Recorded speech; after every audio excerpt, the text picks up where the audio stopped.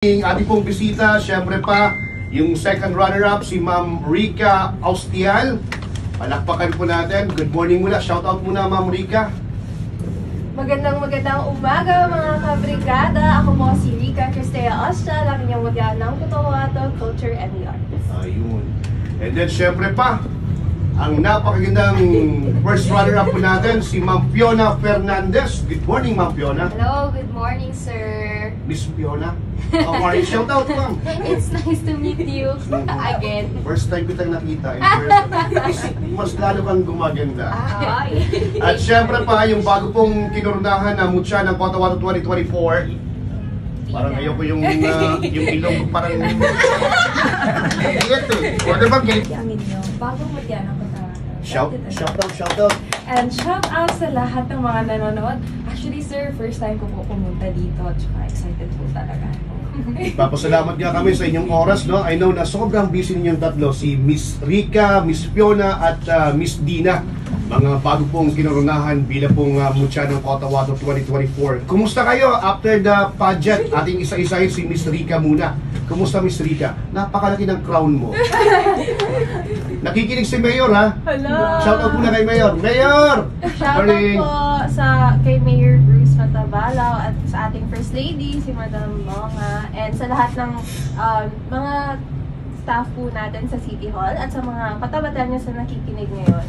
So, after po ng pageant, a week after, I guess, nakapagpahinga naman po kami kahit papaano. And sobrang happy lang po namin na yung bond namin sa Mutya as sisters ay ganun pa rin po. We still talk with each other, we're keeping in touch with our Mutya sisters. And we're really looking forward to what's next for us. Ano particular crown ngayon sa'yo, ma'am?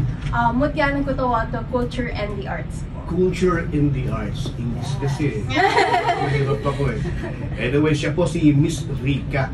And then, kumusta, Ma'am Miss Fiona? After the pageant, kumusta? Mas lalo kang gumaganda. At gusto ko yung background mo. Screen yung mga gems niya. Yes. Sige po, how are you? I would say that I'm okay and I'm doing good. Tagalog, please. Joke lang. I'm doing good po, Sir Dennis. Actually, ngayong year, masyadong bugbugan tong year na to. Expect or aside from the Mutya ng Cotahuato 2024 candidates were very strong contenders of mine. I think we're friends and of course sumabay yung graduation ko, so I'm very happy that I graduated and survived the tertiary level of my life. And of course, siguro I would share na this is my second time joining the Mutya ng Cotahuato. So very hindi lang kami ng mga candidates yung nakikip in touch, but kami rin ng mga media outlets dito sa Cotabato City. So it's nice to see you again, Sir Dennis. So mas maraming nabuong friendship. Of course, and I'm very happy for that. Short hair ka ngayon. Mutya ng Cotahuato 2024. Kumusta? Pakiramdam? Grabe. Actually, sir, I couldn't find the right words to explain how I felt after ng coronation. Kasi hindi po talaga ako nag-expect na manalo. Kasi tulad nga po ng, sorry, sabi ni Miss Fiona, talagang hindi mo mapipredict kasi kung sino yung mananalo. But I deserve na lahat po talaga kami deserving. And shout out po kay Mayor para sa lahat, Mayor Bruce, and of course, to the chairman of Mutya ng Cotahuato 2024, Madam Monga, kasi we're very grateful for the opportunity kasi she's very generous po, and yung treatment po sa amin from training, sa seminars, hanggang pageant, wala po kami nasabi kasi naasikaso po talaga kami ng maayos, and we couldn't be more grateful for that.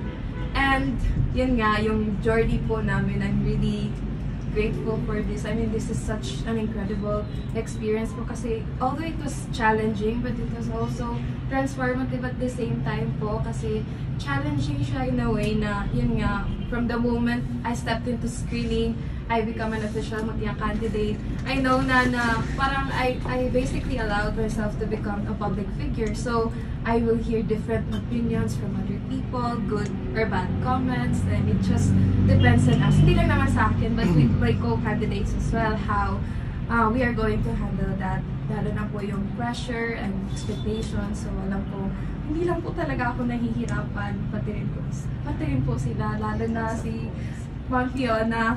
And yun po actually. Ma'am, if you don't mind,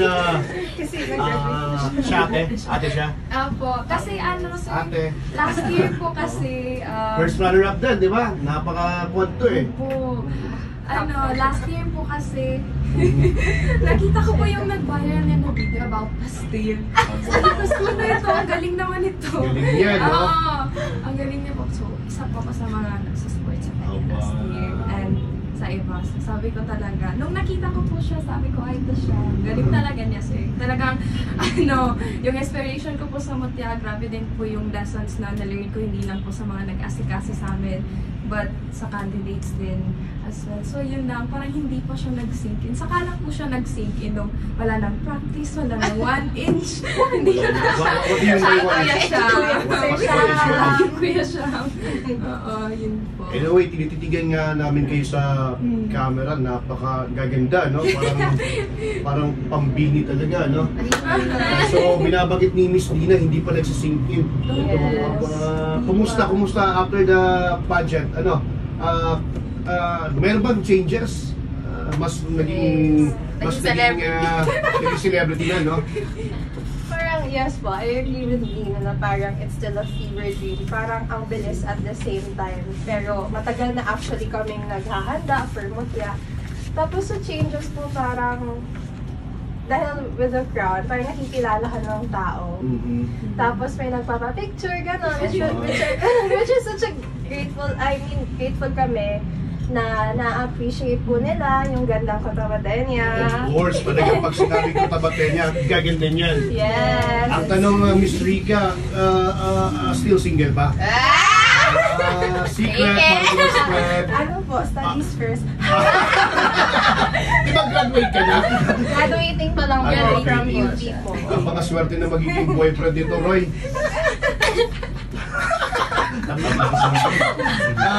If you don't mind, ano bang standard ng isang Miss Rika? Basta po matino. Di ba ligay ito ilaw? Ay! Sabi nga po sa Mutya ng Cotabato, beauty and beyond. So we're looking for someone na hindi lang hindi lang po physical, but more than that, dapat mabuti yung puso. Correct. What about you, Miss Fiona? Kumusta? Mas dumami pa yung mga mas nakakilala sa'yo, no? Pagkat, correct me, nag-represent ka na ng Cotabato de las Reyes. Yes, on national stage. Wow, talaga. Ano ba mga next move ba? Ano pa sa akin? We're hoping na I could still represent the city on a national stage. We are planning about it.